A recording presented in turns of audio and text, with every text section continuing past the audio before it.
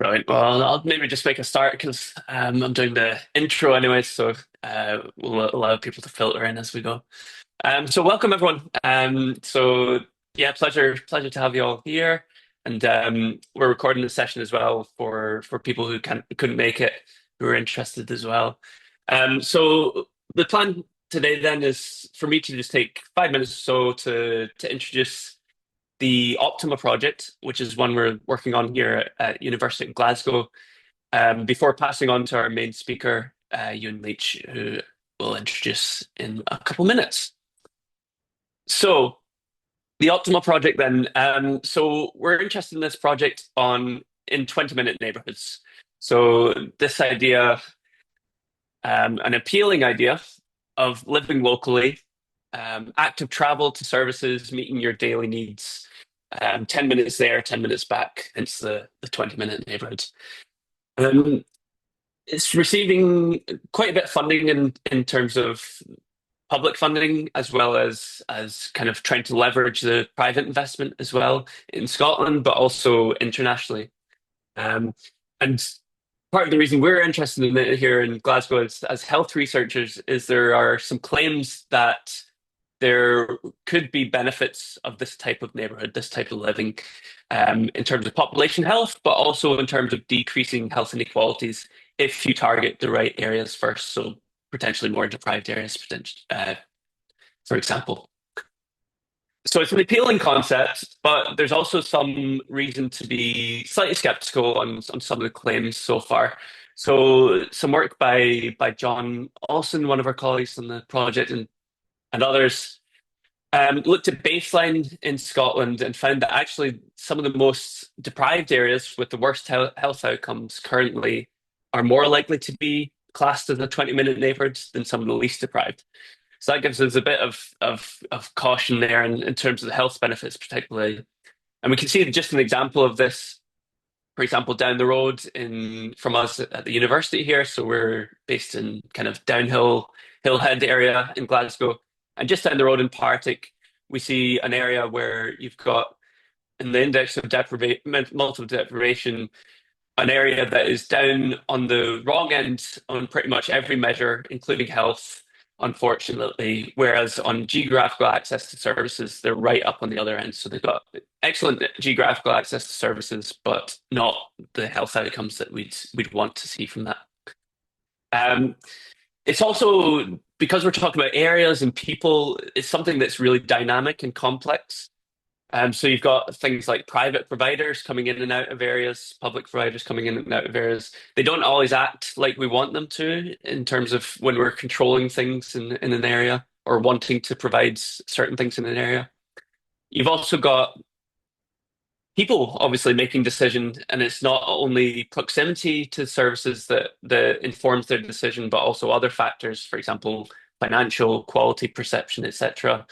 But also in terms of where they can live. So can they stay in an area long term? So if you improve an area, there's potential that prices go up and you get a kind of gentrification effect as well. So there's dynamics there as well that might cause issues if we want to improve people's health. And the key thing there for in terms of health inequalities is people take their health with them. And so when we're thinking about area level health inequalities, it matters where people are at a given time. So if we suddenly improve an area and loads of richer, healthier people move in, great, the area level health has gotten better, but is it actually what we want to achieve, or have we just moved the problem elsewhere? So that's what we're interested in terms of the project. Um, and our aims then, based on the kind of evidence base and issues we see currently, are to basically make better decisions possible to reduce health inequalities. And we're doing this now because costs are not fully sunk yet, but there's kind of plans ongoing. So we want to look at what's already known in the literature and also with stakeholders to put together different data on where services currently are and who live there, to put all this together in some of these kind of forward-looking models that we can then ask what if questions of to help inform policymakers, and to use this kind of early engagement with stakeholders, particularly to plan more tests and further improve the evidence base going forward.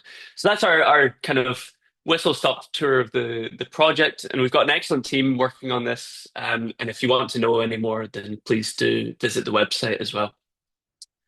And just lastly, to acknowledge our funders on this, who, yeah, have very generously given us support to pursue this.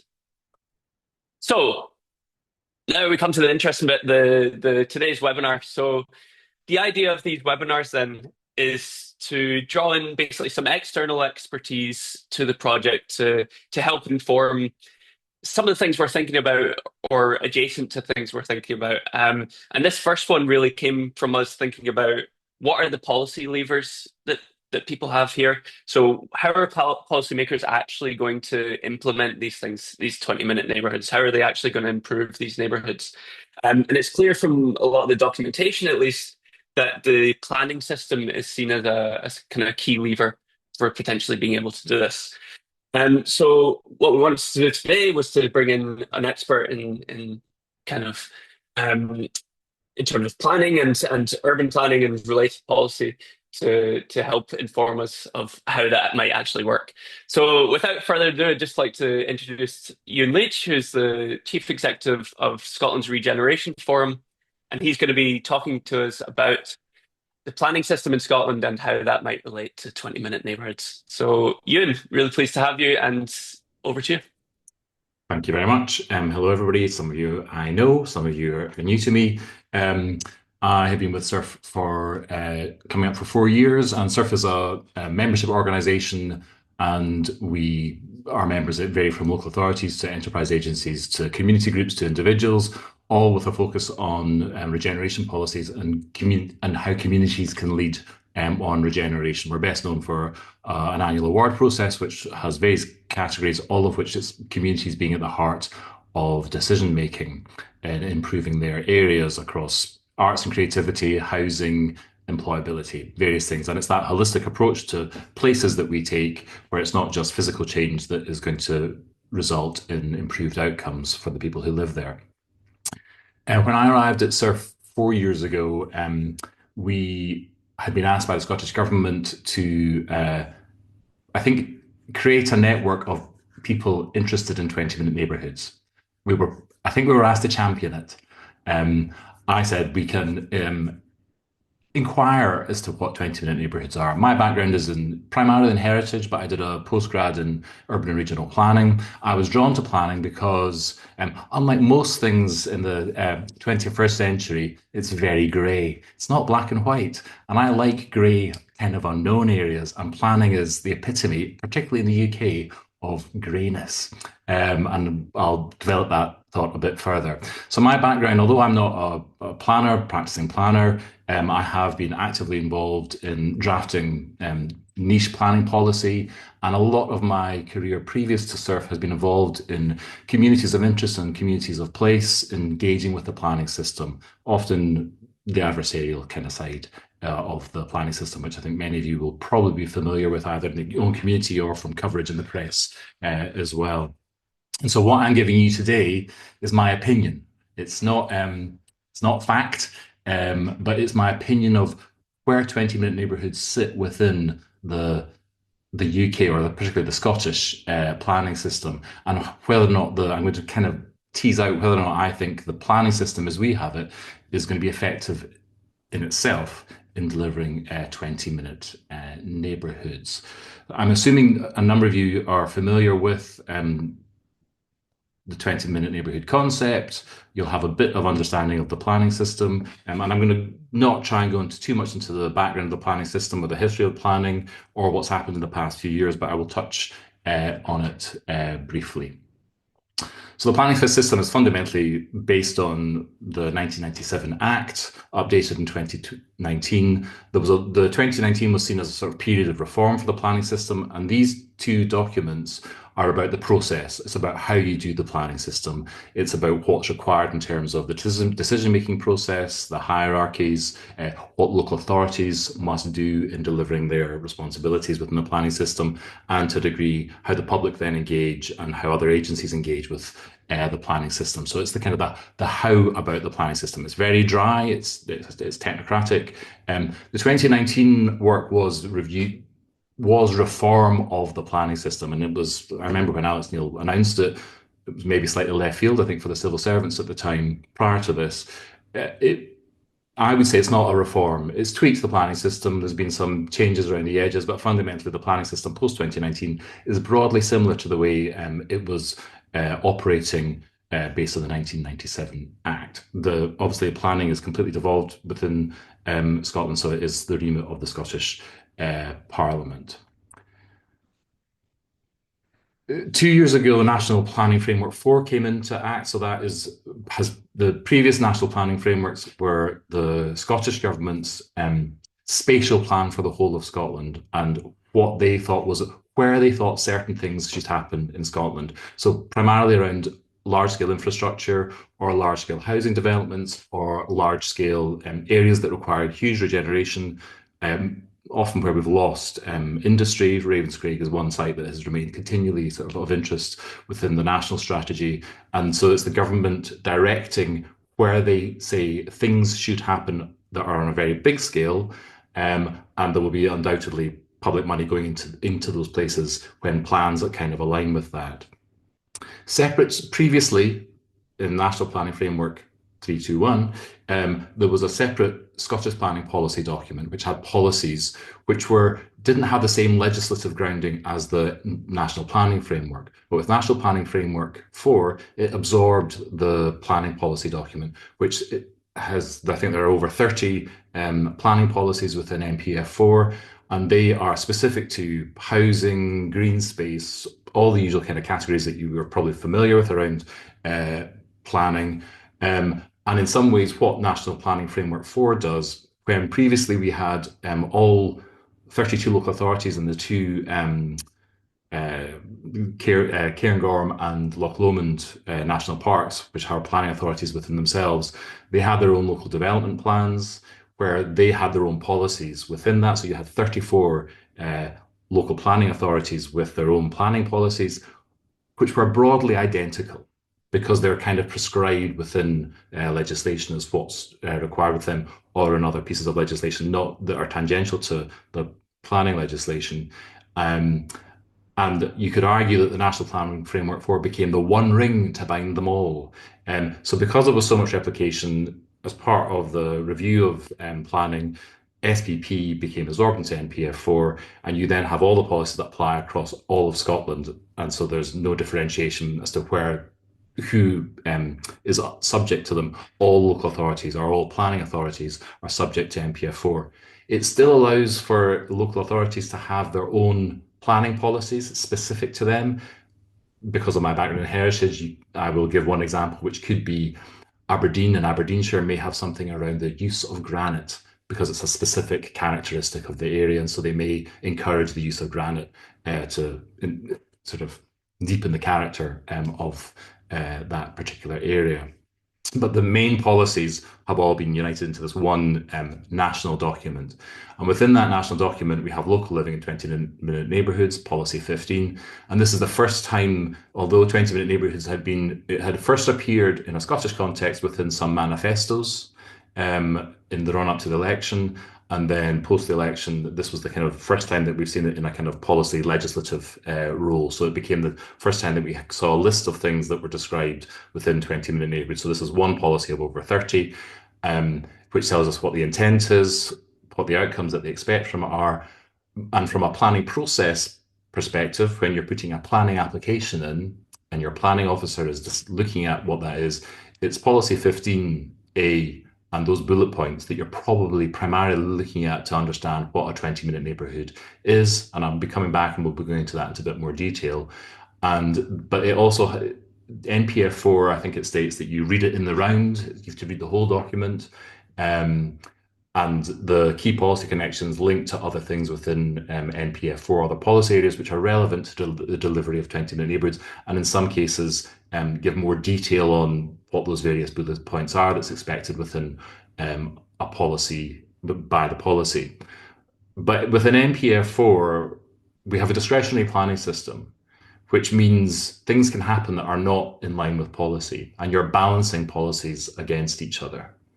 So this is the greyness of the planning policy that I'm drawn to by interest, but it dissatisfies developers, it dissatisfies communities. Everyone who engages with the planning system invariably is critical of it and saying we don't get what we want and we don't know exactly what the planning policy is asking for. It's not clear enough.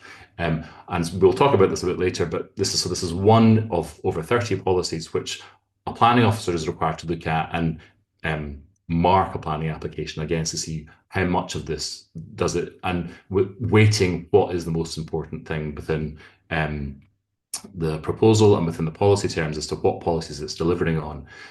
But 20-minute neighbourhoods isn't delivering on one policy or one particular aspect. It's the whole place that it is looking to deliver on. And as the policy intent states, it's to deliver, it's the operationalization of something called the place principle, which is the holistic approach to place, which means everybody just making decisions in one place should be thinking about all the outcomes. Everybody should be cognizant of what's happening here so that you get the optimum outcomes for that one particular place. So the NPF4 is kind of, in some ways, the most important thing in the idea of 20-minute neighbourhoods in terms of something tangible in a legislative policy context. The Scottish Government has also provided additional guidance which got launched last April on local living in 20-minute neighbourhoods. They've put links in all this so that if you're unfamiliar with this, this will be shared afterwards. There are live links to these documents. What I would say about this particular piece of guidance, it's the same as Policy 15, but with more words to it. It's a bit more description. It gives a lot more about what the intent behind the policy is and how it links to the National Performance Framework and some health and various other frameworks that look like daisies. So it gives kind of more of a, this is what we're looking for as a government to deliver. And there's a bit more description in what those bullet points mean. And it also has some case studies. And I've drawn out two case studies. One is Wester Hailes and one is Shetland Active Travel Strategy. One reason I've picked both of them out is because in the network that we ran it for 2 years, and then we turned it into a wider policy. We'd thrashed 20-minute neighbourhoods to death, and so we decided to make it more wider place-based policy focus. But in the consultation on 20-minute neighbourhoods and on NPF4, our recommendation to government was that 20-minute neighbourhoods should be an urban development policy, not a whole nation policy, mainly because there was huge hostility towards it amongst community groups within rural Scotland and semi-rural Scotland for, I would say, good reason, which why it became living locally, which you could say is the Shetland model. So the Shetland model there is a series of settlements and how they kind of work as an ecology of place, rather than just one single place, and how they're connected to each other, whereas Wester Hailes is viewed as a neighbourhood, and you could say that is the sort of place that you want to be thinking about the application of 20-minute neighbourhoods. My feeling of 20-minute neighbourhoods is primarily because it's our sort of Scotland's arrival at it comes from Paris and Melbourne. Paris has a density of about 50,000 people per square kilometre. Scotland has, I think, or it's about 16,000 in Leith. It's very dense, the 50-minute city in Paris. So the concept of that dense neighbourhood to me is fundamental to developing 20-minute neighbourhoods.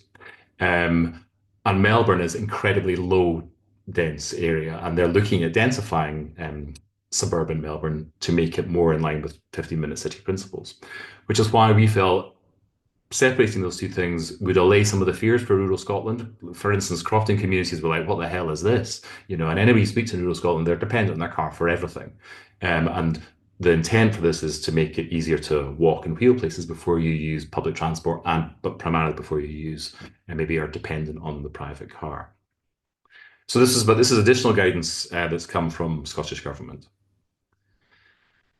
Local development plans, because there's a transition period when the National Planning Framework 4 was coming into being, a lot of local authorities were already working on the local development plans, which are their own spatial expression of what they're looking to see developed within their local authority area. And I have picked Edinburgh because I live here and because it's a fairly recently adopted city plan up to 2030. And so it is a spatial expression of what the local authority is wanting to happen. So it's identifying areas for future development, areas that it wants strengthened as local centres, areas that it wants protected. So it had the spatial element in the pointing in the top slide, the top left-hand side. And then within that, because they've identified specific areas that they are looking to, they've identified for further development, the image on the top right is West Edinburgh, the Gyle, which is identified for further housing and for a 20-minute neighbourhood. And within the descriptions of each of those localities where they're saying we can see development here, 20-minute neighbourhoods are often referenced within those, that they're looking for the 20-minute neighbourhood principles to be applied within those areas.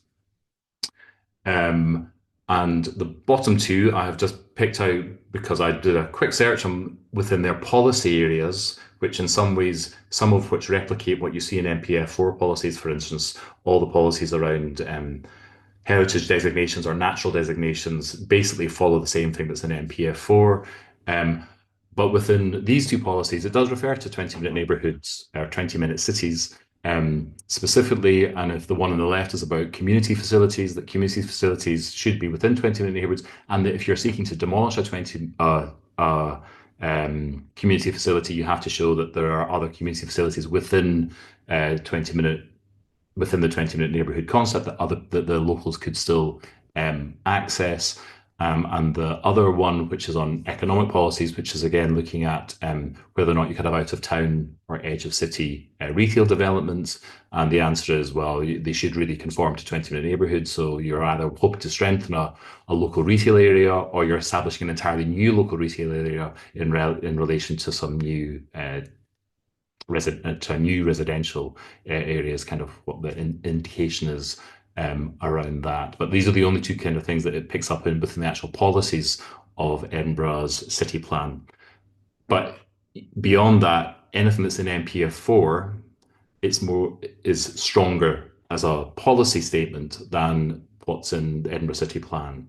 And it'll be interesting to see what happens as the city plans are renewed every 4 or 5 years, but as plans that are being worked on now, it'll be interesting to see how much detail they have in terms of policy description, when they can, in many cases, defer to NPF4 as here is a sort of policy description, apart from when you want to reference it to a potential development site. I would briefly draw attention to that one of the interesting things that's in the news this morning, just to the left of the Gyle development. I remember years ago going on a bus tour with the Edinburgh Planning Committee, looking at what was happening, looking at good case studies, good areas where things had been built, so that the councillors saw areas where something had been delivered that they maybe wasn't within their own ward.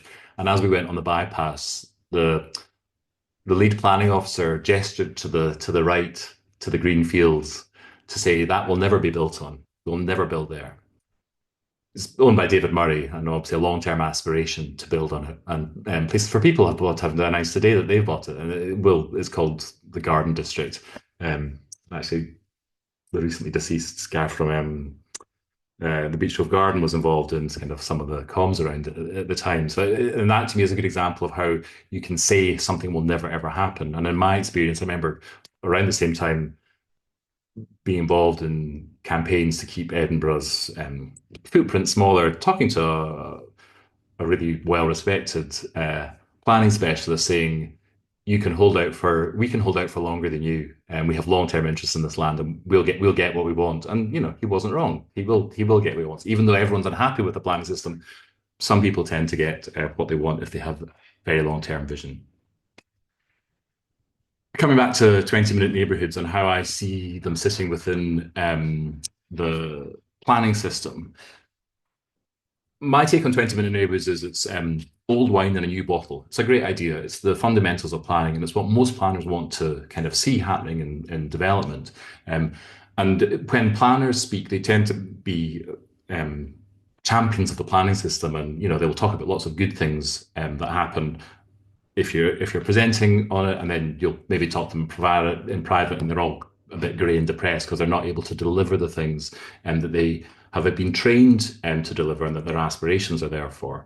And that obviously while they make recommendations, having weighed up the various policies, politics come into play because the fundamental decisions are made by local councillors accepting the recommended proposals of a developer on the back of what a planning officer says, and other things come into play at that point. And even once they've made it, once councils have made a decision, if it's contrary to particular plans, or if any of the agencies within Scotland have objected to them, it can then be referred to the government. And you have the government arguably making the decision. That can often be the chief planning officer, but it can also go to the cabinet, and the cabinet can make a decision on whether or not a proposal happens. So it's part of that kind of grey muddiness of the planning system. There's various levels to the decision making, and various people have input into that. But within 20-minute neighbourhoods, looking at those at policy 15 and what we're looking within a 20-minute neighbourhood and the existing settlement pattern. The bullet points are sustainable modes of transport, including local transport and good walking, wheeling, and cycling networks. You're looking for employment, shopping, health and social care facilities, childcare, schools, and lifelong learning opportunities, playgrounds and informal play, publicly accessible toilets, which was the left field one that came in really late to the development. And that's the one that fascinates me the most. I'm not hugely aware of many people including publicly accessible toilets as part of planning applications. But they are necessary, particularly within an aging population. But it's a really, to me, quite an interesting, very specific thing that's been mentioned there. And affordable and accessible housing options. As you'll no doubt be aware, there's been a lot of conspiracy arising around 20-minute neighbourhoods linked to low traffic neighbourhoods. And my first response to anybody that says they're about locking us into a certain area, the very first point says sustainable modes of transport, including local public transport. The first point of a 20-minute neighbourhood is you can escape, you can get away.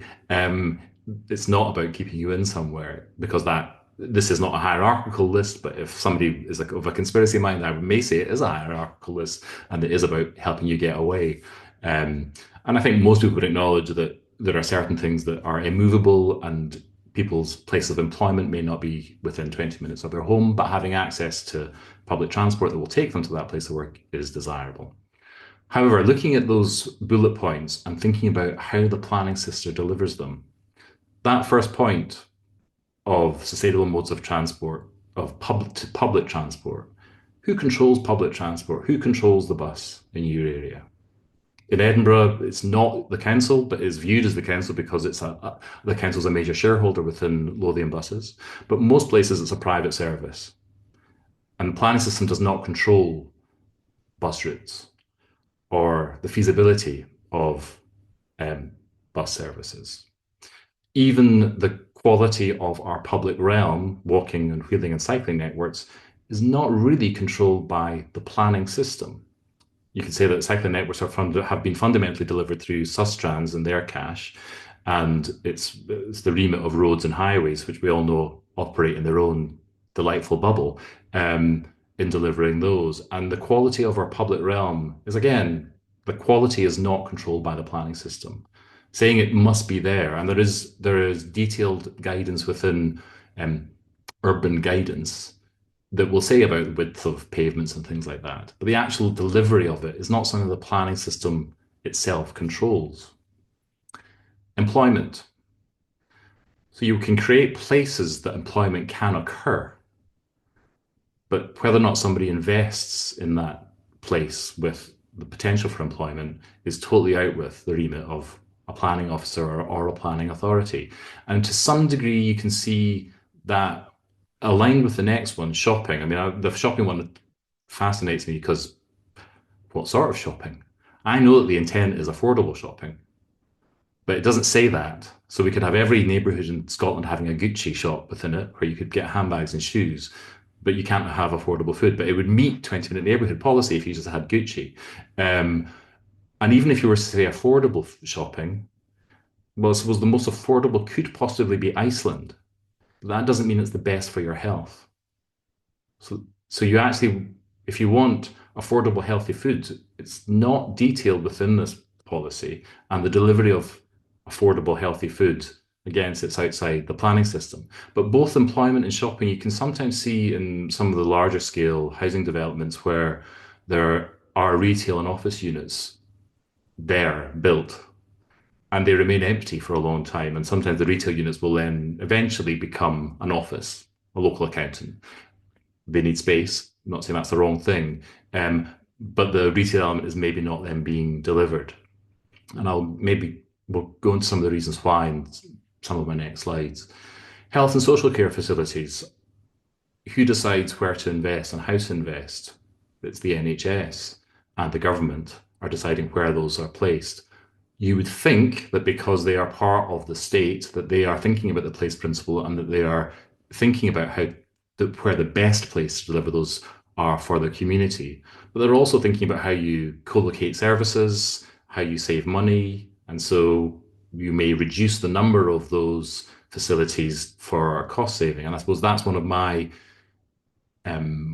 concerns around 20-minute neighbourhoods. For good 20-minute neighbourhoods, we need more public services in more places for more people to access them easily. But the trend, Edinburgh's gone from something like 7 or 8 hospitals down to half a dozen hospitals because they've made a super hospital, and that has reduced the 20-minute access to healthcare for some parts, or made it more distant for some parts of Edinburgh.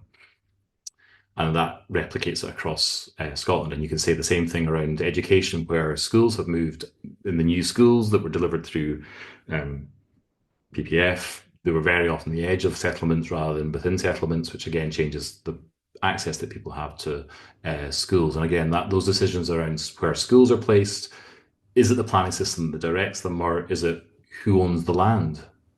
Who owns the land? If the council own land, then they can deliver there. But if a private owner doesn't want to make the best bit of land for a school available, then there's a huge resistance to compulsory purchase. We don't see that happening very often. And compulsory purchase currently is tending to only happen around things like the Queensferry Crossing, or now in Glasgow, some housing is being compulsory purchase to provide affordable housing. I could go on. What I will say is that some of those things are picked up in some of the policy connections. So design, quality, and place policy is something that would pick up on the sort of walkability, cyclability of places. But the last bullet point, affordable and accessible housing options, that is one that the planning system does kind of control in terms of the 25% that a large housing development is required, not even that large a housing development, but housing developments over a certain size are required to have an affordable element to that. And through the building regs, there's an accessibility requirement as well. The ability to age in place and housing diversity, the deeper you go into it, it's kind of, well, how diverse is that? And the ability to age in place, how possible is that when we're kind of restricted around redeveloping our urban areas? You could argue we're restricted by natural designations and heritage designations within some settlements within Scotland. But the planning system does play a role within that. And the open space recreation facilities, again, in large scale developments, there's more of a requirement to kind of deliver those sorts of things. Although food growth and allotments is probably one that there's an increasing public interest in, but we're not seeing a deeply tangible requirement from a developer perspective to consistently deliver those in all new large scale developments. But I think it's kind of clear where I'm going with this, that these are desirable things to have, and it would be in an applicant's interest to show that they can deliver those things. But from a developer's perspective, the economic viability is the thing that is driving them. What can we deliver on this land that we will be able to either, well, fundamentally sell either to private individuals or to housing associations? What can we deliver here where we can make a profit on that? So that is their driver, and I'm not criticizing that as a driver. And to deliver all those things doesn't come without cost. So in some large scale developments, and Johnny, you referred to Granton, there is obviously money assigned to Granton, and there's a whole host of people kind of developing around Granton, but it requires quite significant public investment to deliver that at scale in a new area. And then if we come back to John Olson's research, while most poor places in Scotland have most of the things you would expect within a 20-minute neighbourhood, what is the quality of those services? I think we can all know that there will be waiting lists at the for the health center, for your doctor, for your dentist, if the dentist exists. Um, so the quality and how you retrofit that quality, you would not retrofit quality through the planning system. It requires all the service providers to be investing in those places. And obviously, SURF, what I didn't say was SURF's interest in community regeneration is the regeneration of deprived areas. It's not nice places becoming nicer, which is a lot of people live in, don't seem to realize how nice their place is, but they want to make it nicer. But in the places in most need in Scotland, I would say all our money should be focused on making sure that we are improving those. But the planning system is not in itself the route to do that, but it is the place where the policy exists. And I think what is clear from what I'm saying is that it's how you enforce that policy thinking on people who are providing social care facilities, education facilities, who sit within their own departments, both in the government and at local government level, and they have their own targets to meet and their own budgets in which they can deliver things within. All of which are the planning system is kind of irrelevant to them. It's because of siloization. We say it's siloization of services. You could say it's a specialized approach to it for efficiency purposes, which kind of makes sense. But in doing that specialization, we have then broken that whole place approach to delivering good places. What I would say is what I would like, and Hussam, you can blush. Hussam Alwer, who's I think is in the call, produced this particular document, which is the most descriptive document of what 20-minute neighbourhoods should be. It's what I would like to see as prescriptive, because the point I'm trying to make is our planning system is so I can read it and I think you can get away with pretty much anything within the planning system. And I know that developers will say you can't. I know that some people within heritage will say you can as well. But I know that there's a way of using the planning system or describing your project. And particularly when you have a crisis, you have a housing crisis. So if you're saying we can deliver housing, but we can't deliver these other things, as a councillor, you're going to say deliver the houses because, I'm in not just from a councillor's perspective, but in my experience at SURF, the housing crisis is like so deep and it is the basis for so many other social problems. But so if you have somebody saying we'll just deliver housing, you may just accept it. But Hassan's document looks at scale, at density, and I've picked just a couple of images from Hassan's document, and the one on my right, the one that looks like a dial, is to me one of the most interesting ones because the thing that the 20-minute neighbourhood policy refused to, despite a number of organisations recommending that the density was addressed, it doesn't address density.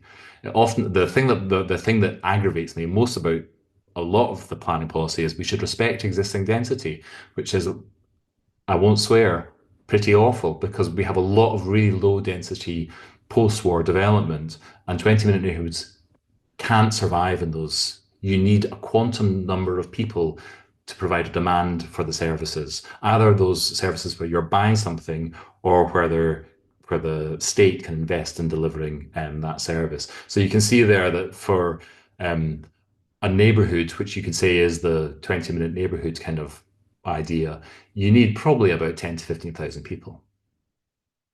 And yet I, for fun, watch planning committees discuss things, and I see things being described as 20-minute neighbourhoods because they have a drive-through, a petrol station, and an old people's home and some housing. That is not a 20-minute neighbourhood. It's surrounded by bypasses. It's not an appealing place. It is providing housing, and the housing is necessary, but it's not providing what the policy intent of 20-minute neighbourhoods or what you see within the attractive drawings that you find within this particular document. And I think this is the document that I would love planning to go down that route. And it is very often you'll have planners and urbanists looking at models elsewhere, Freiburg, Copenhagen, the usual places, where the state is deeply involved in de-risking sites and being prescriptive as to what you can and cannot do. And we don't have a prescriptive, we have this kind of we want housing and we want some other nice things, but it's very rarely that prescriptive. And I think Hussam document to me takes us in the sort of direction of something that I think we kind of need to see within um, the planning system. You've had my opinion for long enough. I'm happy to take any questions, and I would emphasize these are my opinions, having engaged with the planning system over the past 10 to 15 years, so, and talked to a lot of people and engaged with a lot of people who I'd say want good things to happen.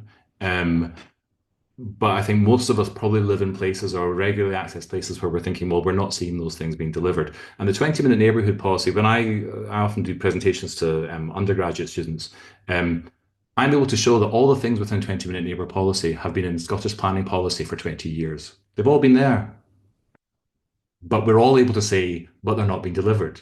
But no one is willing to kind of move that sort of next step and to look at exactly why they're not being delivered. But we just know that they're admirable things to aim for, and we may occasionally see them being sometimes delivered at scale, sometimes tweaked. But end of presentation. Excellent. Thanks so much, Leon. Really fascinating talk. Lots to think about there. So yeah, let's open up for questions. We've got just over 15 minutes left. So if anyone wants to jump in, raise your hand, or feel free to stick something in the chat as well. Um, Or tell me I'm wrong. I'm very happy to be told I'm wrong. Jeff, do you want to come in first? Go ahead. The curse of the unmute. Thank you, Euan. That was a very interesting talk. The one point that's really struck me was when you said there was a difference between urban, semi-rural, and rural. Is that difference crucial, and should we be looking at how to model those, not as one model, maybe as a composite of sort of sub-models, shall we say, as part of our remit to provide tools for planning in these different sort of regions and localities and types of areas? Well, yeah, I think it is crucial. If if one of the big drivers for 20-minute neighbours is to make people more active, having people more active within their local area, in some ways is a lot easier with an urban. If we improve things in an urban context, that's one thing. To do that in a rural context is where roads have no pavements. You're not going to put pavements on those. The local authority is there's no money in the world that will provide pavements or paths in all those settlements. You might get some. We had a presentation from Drimmen. Drimmen will do it. Drimmen's a lovely place and Drimmen's well off, and they may achieve some things. But having that consistently across rural Scotland, particularly sort of the post-industrial Scotland, the communities are not going to have access to that money. So the way of making their lives more physically active that you would do in an urban development, you're not going to have that happen in rural Scotland. They're still going to be dependent on their cars. And even then, there's the discussion of getting people out of their cars and into public transport, the amount of public transport you would need for rural Scotland to make that possible for people would be colossal. It's just not viable. You have to accept that these people will still be dependent on private transport. And then what impact that has on their health outcome, it means you're then removing one element of the idea that will improve somebody's health. You cannot deliver that. I don't think you can improve it within Gairloch. You can improve it, but beyond outside of Gairloch, you can't improve that with people are not going to walk from Poolew to Gairloch, for instance. I'm picking an area that I know well because I've holidayed a lot there, but they are part of the same kind of community, and the services are delivered in Gairloch. The school and the health services are delivered in Gairloch, but there's no way that you're going to get people to walk that distance. Ideally, you should be providing those services within Poolew. But even within Poolew, the catchment area for Poolew, the former schools in Poolew, again, are significant. You're going to need public transport. You need buses to deliver that. You can't, the kids are not going to cycle those distances. So yes, I come back to what I've said that you need to, they would need separate analysis to see what the impact of living locally is going to have. Sam, go ahead. Hi, Euan. Great talk. Thank you. It's really nice overview. I was just thinking of your point where you said active travel is not within the remit of the planning system. And I was thinking about the sort of co-benefits of 20-minute neighborhoods for the environment and for health, and its impact in the planning system. So in terms of trying to increase the amount people walk and cycle and reduce dependency on cars, how do you think the planning system could influence that? Well, I suppose Sorry, that I realize that's a tough yeah, no, question. I think when it comes to new develop, well, where you cite intense development, that can influence it. And I think the density is the thing. If you have a large land holding requiring having a minimum density set there, which will then force uh, other services to then become available, is one way that the planning system could do it if that was a policy, but that is not the policy of the and it means in some ways I suppose we were in I was in Maybole last year and looking at the settlement of Maybole, which has a train link when the trains are fully operating back beyond air. But Mabel's, to me, what this may require is for us to turn our understanding of historic places on their head, in that historic places are often dense in the middle and getting less dense as you go out. But in small settlements that are well connected, you have a historic heart and you're wanting to keep that historic heart for the character of the town.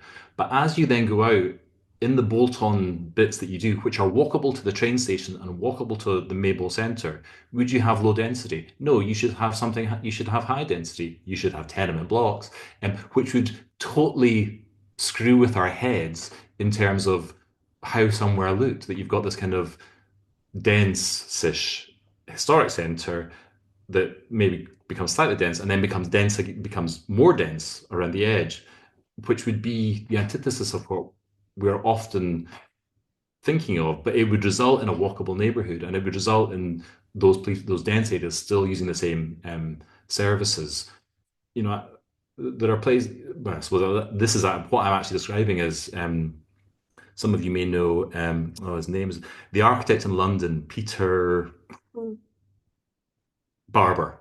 He's proposed a dense wall around the whole of London, which would you could answer all of London's housing problems within that kind of dense wall. Is that kind of, and I'm not going as far as the Peter Barber proposal, but it is that kind of concept that I think would make a difference to the places that we have. Whereas what we actually have, if you go to Haddington, you have a historic heart of a market town in Scotland, and then you have a new development which has some big retail units which are actively competing with the heart of Haddington. And I don't know what the future of Haddington will look like. And because it doesn't have a train station, I think it's always a disadvantage. But Haddington is a place that could be amazing and could have really enhanced the town centre. But we've created this, I'm sure they're good developers, but some low density housing with its own town centre. You would never need. You'll go to Knox Academy, but you may not need to go into the heart of Haddington for anything else and use the services that are there. Sam, do you want to come? Hello, very good afternoon, and thanks for the insight, Euan, and thanks for highlighting the document.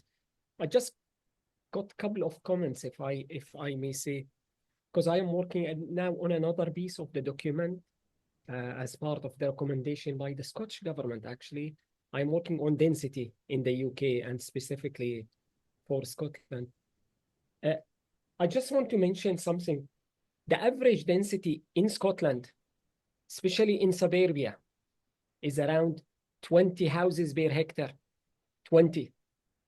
The average household size in Scotland is only 2.14. So that's mean when you build 20 houses, you have 24 people living there in 1 hectare. The challenge with that, you cannot justify an ATM machine, a bus stop. Now, you might tell me where this magic number come from. This an act in the UK was in 1910 or something like that. Imagine, guys, we are still operating under an act around 115 years old. And that's what ACT was to do with the shanty town and the crowded towns at that time. So it was to do with hygiene and health and well-being at that time. But the private sector, they managed to sell it when they pick up this act. They said, oh, this is to do with the privacy. The way we build suburban houses is you have 20 to 25 meters between back-to-back garden and 20 to 25 meters between door to door. When you build the structure like that, you will never ever get more than 20 to 25 houses per hectare. You will never ever get more than 20 to 25 houses. And this, I am afraid, has to be changed if we are not only serious about 20 minutes neighborhood, but if we are serious about saving land, promoting better biodiversity in Scotland, protecting our agriculture land, and not only that, historical agriculture land. If I would be more than happy to show you what's going on in Perth, for example. It is shocking in Perth what's going on at the moment. Building houses in a very, very green, rich soil areas. So density, my friend, is not necessarily about affecting your privacy. Higher density is not about living in a flat, by all means. Density is how we make most of the land and how we use most of the land.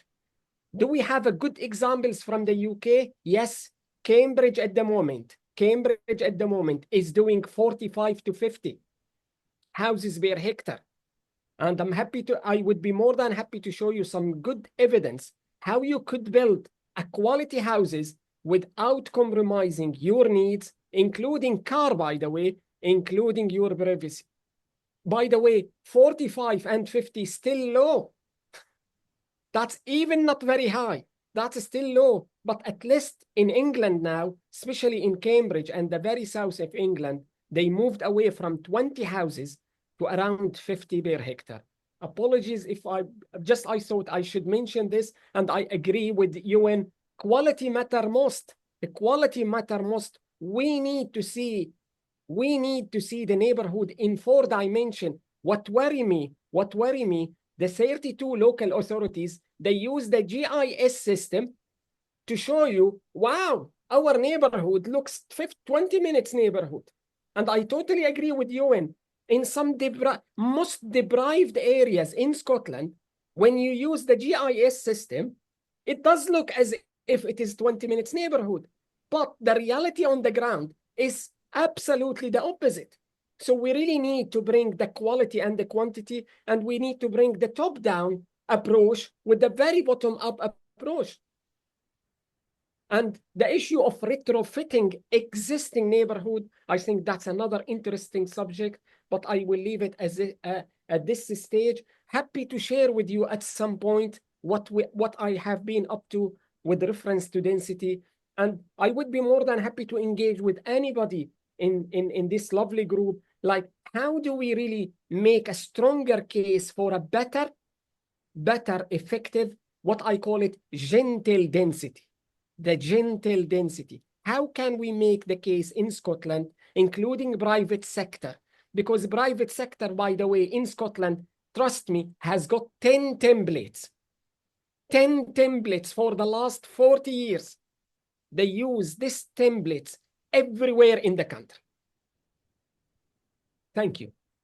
I think, Sam, from memory, the RTPI Scotland's response to 20-minute neighbourhood consultation was they were advocating for about 60 dwellings per hectare. What I'm sharing with you just now is the thing that I show students is they're from Alistair Ray's Twitter account, but it's looking at densities within Barcelona and Paris, places that we often refer to as, dense living and super blocks and how lovely, and comparing it with Stockholm, which is not somewhere we think of wildly dense, and there's the most dense part of Stockholm, and it looks very green to me.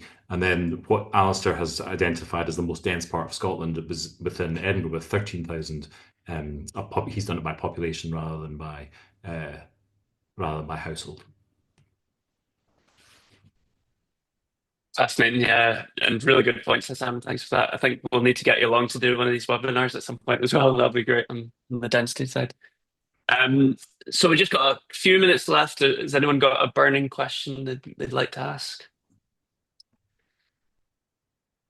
If not, I'll maybe ask one more, Euan, if that's all right. From our side, then, when we're thinking about the kind of policies that we'd want to model going forward, it sounds, and correct me if I'm wrong, but it sounds like the planning system and the planning, being able to model that isn't really the way we'd want to go on this, because there's just not enough leverage to actually do anything to change neighborhoods by the sounds of it. So I'm just wondering, is a way we might approach it more in terms of the, like you were saying, NHS and things like that, where there's key services that could be then, I guess, more inserted in areas, and what happens from that in terms of people coming around, or yeah, just any insights on that would be great. What I didn't touch on was, so in the creation of National Planning Framework 4, with got your local plans, and then you have your local place plans, which are something that the community develop. They offer a slightly interesting opportunity to analyze what impact local place plans are having, because local place plans should be kind of, this is what a 20-minute neighborhood like. And the Wester Hales one I showed was one of the earliest one. And so there's been some investment into creating local place plans in some of the poorest neighborhoods in Scotland. And a lot of middle-class communities are doing their own because they are ahead of the game and they've managed to get consultants in to pay for those. And those local place plans might be interesting as a vehicle to selecting communities or selecting a cohort of places. And some local communities are just in the process of starting them so that they can influence the local authorities' local plan. And they might be quite an interesting basis to start looking at, well, where you've got these established, the community says it wants certain things, and the community will have to have done some analysis of their place through the place standard tool and things like that is being encouraged to use. So there's something there that offers some potential. They will not all be identical, and you will have a mixture of urban and rural, and deprived and non-deprived, or deprived, very deprived, and less deprived. Perfect. That's really helpful. Richard, did you want to come in last? Yeah, yeah. Sorry, I wasn't able to raise my hand, and thanks for inviting me in, so that I'm not interjecting inappropriately. I do work for the private sector, so I take on board some of the things that have been said, and firstly, I'd like to thank Euan for the presentation there, because actually it was really helpful and gave a really good summary of where we're at the moment, and some of the examples are really useful to get the discussion flowing about good practice across Scotland and where we might be heading next. As I say, I do work for the private sector. I do take a little bit of umbrage at the 10 house types across the UK point. We've got slightly more than that. I think Sam's maybe thinking of the Edinburgh Newtown, which was, I think, built with about 12 or 13 house types. Range of house types isn't the issue here. So let's step back from that. Density, thank you for raising Euan, and thank you for raising Sam, because density is important. Density is needed to deliver the population to sustain services. And just making a couple of points on that, we as a house builder, maybe 15, 20 years ago, we would have probably have plotted at something like 10 to the acre or something like that. So pretty low density, I would have said. But these days, in order to sustain, whether it's regulatory change, policy impact, infrastructure to deliver what's needed to sustain thriving communities, we are plotting a lot more densely, and I would say that on average, on a greenfield site setting at the moment, we're probably plotting at something like 16 to 17 to the acre, which is probably about 40, 45 to the hectare. So it's in the realms of being able to support a bus service. It's been in the realms of being able to support the things that we've talked about as being critical to that. Certainly the local local centre that we talk about. But that was a really great diagram that I saw from the document, and thanks for sharing it, Sam. And thanks for referring to it, Euan. We've seen something similar elsewhere, and it's great to see the different the hierarchy of places and the expected, the anticipated distances that you might expect to walk or wheel or cycle to get to these different places. And I wonder if you were to apply a people or a household density to that, because we know that people, research done, I think it's Barton et al. Has done some work around what level of population is needed to sustain certain services and certain things, and only those certain things are applicable to certain hierarchies of place. First thing is, I suppose, is Scotland ready for the densities that may be required to deliver everything on that list that's in the NPF4 policy? And have we set the bench or the benchmark too high? Have we set expectation too high for people that, as soon as they pick up NPF4, they're going to look at that list and go, why have I not got that within 10-minute walk? A 10-minute walk to and from, it's around about 200 hectares. And if you think of the range of people that's needed to sustain some of the things on that list, the density is not 40 to 60. The density is way, way higher than that. And Cambridge is a good example of where they're building a whole ton of flats at the moment at £700 a foot, which is not exactly affordable stuff. So I think we need to take a bit of care about how we approach the 20-minute neighbourhood. We want to encourage local living, but we don't want everybody to expect the range of services to be available within that 10-minute walk. And two, I'm not entirely sure that people are ready for the densities that might be required to sustain that list. Sorry. I would agree. Thank you for letting me pick in. The organisations I used to work with. Oh, you're on mute. The organisations I used to work for would no doubt campaign against that high density, because I think it requires us in a climate crisis, in a climate and housing crisis, it requires us to think really differently, and it is going to be really challenging. And so I agree. And I think the other thing that for house builders, land values there's an underlying thing there. Through the crash, we saw land value like rocket in parts of Edinburgh. Ultimately, it became problematic how you develop that afterwards, where housing wasn't going to be sold. There wasn't a market then for housing to be built on that land. And so there are other things, again, totally outside of the planning system, which feed into some of these issues as to what we can or what we do deliver. I'll maybe draw it to a close there because we are a few minutes over, but that was such an interesting few points that I wanted to let it go. So thank you all for coming. Thank you so much to Euan for presenting, and yeah, we'll have another one in the future. Hussam will be in touch definitely, and others as well. So look out for those. Thanks very much, all. Bye now. Nice to see everybody. Bye bye. Cheers.